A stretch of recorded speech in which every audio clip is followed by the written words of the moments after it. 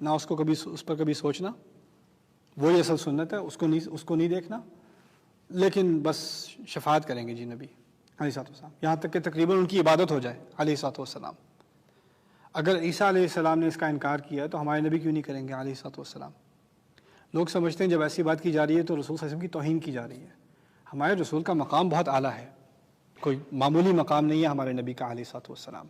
عسیٰ ان یبعثک ربک مقاما محمودا، ایسا ہو کہ آپ کا رب آپ کو ایک تعریف کیے ہوئے مقام پر ڈال دے۔ مقام محمود ایسا مقام ہے جب قیامت کے دن لا یتکلمون الا من اذن له الرحمن وقال صوابا، انسانیت میں کوئی نہیں بول سکے گا، سب کی بولتی بند ہوگی، اور جو بھی بولے گا وہ صحیح صاف صاف بولے گا، الا من اذن له الرحمن، سوائے اس کے جس کو الرحمن اجازت دے دے، اور وہ حدیث کے مطابق وہ اجازت صرف نبی علیہ الصلوۃ والسلام کو ملی ہے۔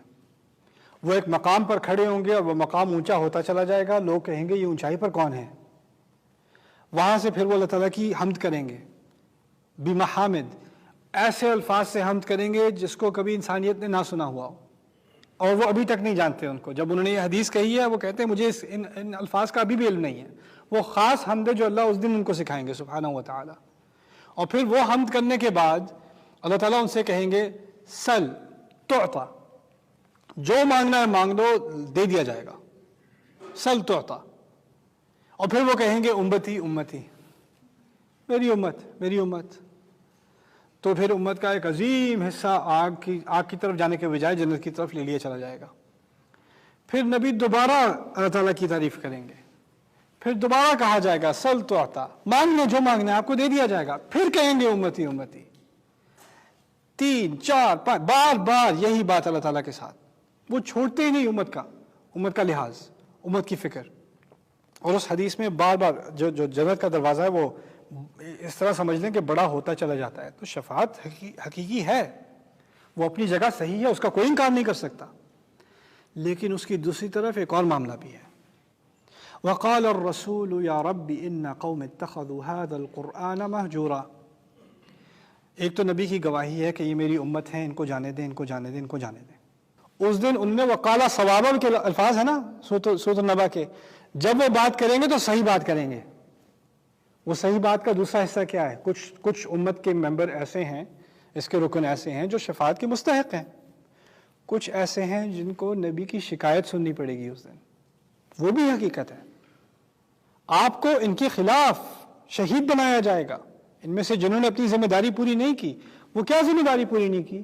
اس کی طرف اشارہ کر دیا گیا ہے، وقال الرسول یا رب ان قوم اتخذوا هذا القرآن مہجورا۔ اس دن رسول کہے گا اے رب اس قوم نے میری قرآن کو تو رکھا، لیکن رکھا ایسے جیسے چھوڑی ہوئی چیز۔ اتخذوا هذا القرآن مہجورا، یہ لغت الابداد ہے، یعنی یہ متضاد الفاظ ہیں۔ قرآن کو پکڑا اور چھوڑی ہوئی چیز کی طرح پکڑا، کیا معنی ہوئے؟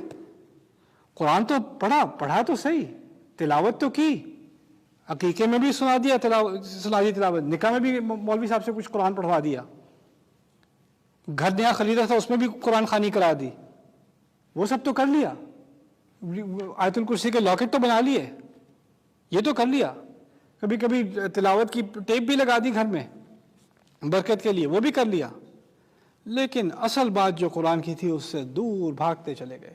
پکڑا تو ہوا ہے لیکن چھوڑا بھی ہوا ہے ساتھ ہی۔ اتخذوا هذا القرآن مہجورا، یہ رسول کی اس دن شکایت ہے۔ اور اس شکایت کا بھی، اب اس حلقے میں تو شکایت پر ہی بات ہونی چاہیے کہ رسول صلی اللہ علیہ وسلم کی دعا کا کیا اثر ہوتا ہے۔ میں نے کہا تھا ان کا ایک خاص مقام ہے۔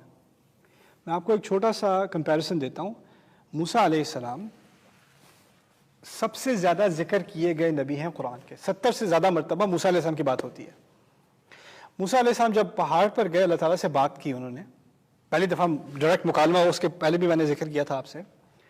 جب وہ بات ہوتی ہے تو اللہ تعالیٰ نے ان سے کہا کہ تم فرعون کے پاس جاؤ، اذهب الى فرعون انه طغى، فرعون کے پاس جاؤ، وہ باغی ہو گیا ہے، وہ طاغی ہو گیا ہے، اب جاؤ اس کے پاس۔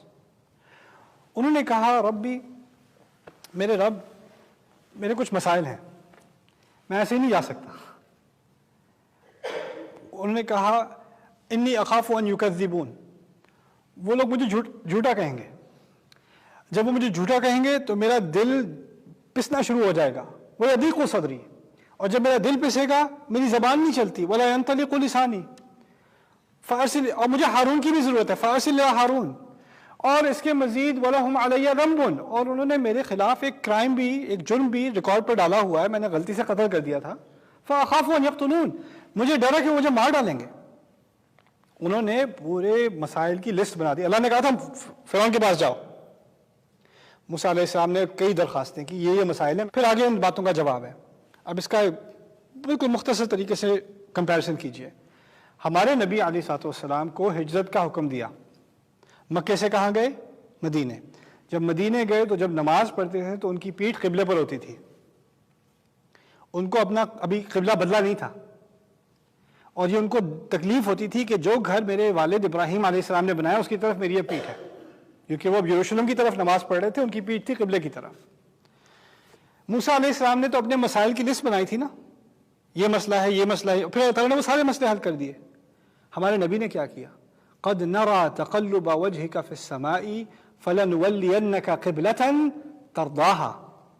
ہم نے آپ کی شکل آسمان کی طرف اٹھتے دیکھ لی. اللہ خود قسم کھا کے کہتے ہیں، قسم سے ہم نے اب اس نماز کی سمت بدل دی تاکہ آپ خوش ہو جائیں.